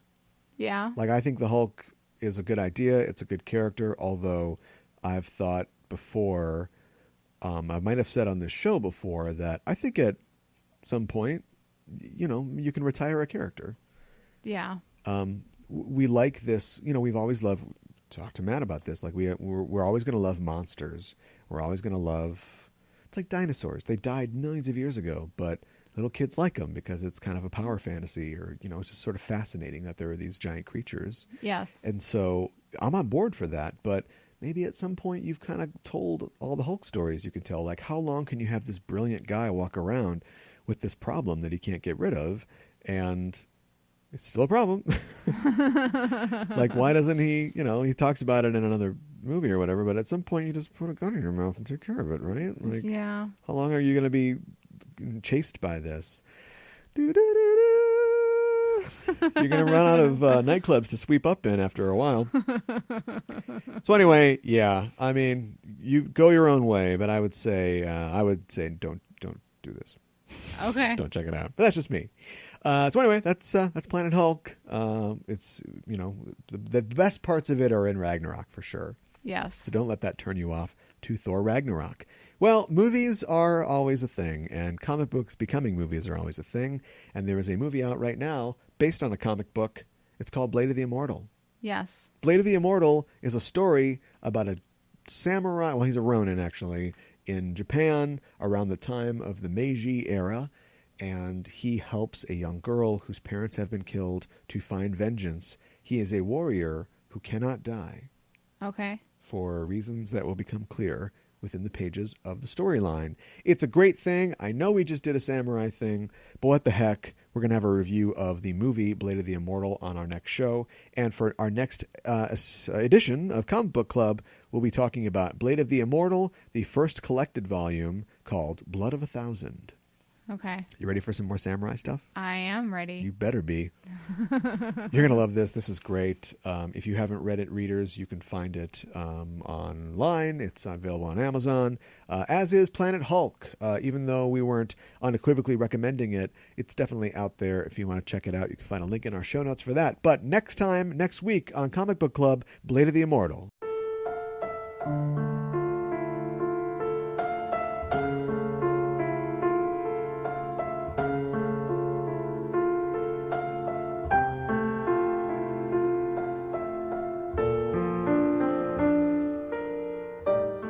Okay, whew, that wasn't so bad. No. Got right through it. Yeah. And it was funny. Yes. Some would say too funny. Perhaps too funny. Oh, no, Meek's dead. Yeah, I stepped on him during the battle, and he's, I feel real bad. He's he's alive. He's alive now. I mean, at some point, like, the whole... It's as long as you've got the foundation, everything's fine. Oh no, that's gone. You can't do anything with that. Way to undercut. All right, whatever. Done complaining about it. just keep it up, I guess. Yeah, it's Martin and Rowan's Marvel movies. So anyway, thanks for joining us on the show. If you want to find out more about what's going on with us or in the world of nerdy entertainment, you can follow us on Facebook and on Twitter. We're also on Apple Podcasts, and we're on Stitcher and Google Play Podcasts, all that great stuff. If you look for Just Enough Trope, you're going to find us right there. While you're there on, let's say, Apple Podcasts, if you'd give us a rating, we'd appreciate that. Oh, I should do this in the right order. First of all, subscribe to us because it's the best way to get the show. Also, you can review us because we love hearing how the fans think we're doing, and then give us a rating. Make sure that's last. Last but best, because when you give us a high rating in particular, we move up in the ranks, and Apple Podcasts, or whatever platform it is, knows that we're doing a good job. We can get exposed to more listeners, and that works out for everybody. So I would say give us 5 obedience discs. That way you can just get them out whenever. Thor's got one, but it gets taken off. But I guess he must have pocketed it or something. Yeah. Because then he's able to just throw it on Loki. Right. Ooh, who saw that coming? And you are a shitty trickster god, sir. That guy's more hair gel than brains. That's all I'm saying. So now that everybody hates me for saying I don't like Loki, give us 5 stars instead, and that'll really help us out. One more reminder, we are reading Blood of 1,000 from Blade of Immortal for our next show. And until our next show, we're signing off. I'm your host, Caliban. I'm your co-host, Mika and Hannah. Keep the geek fires burning.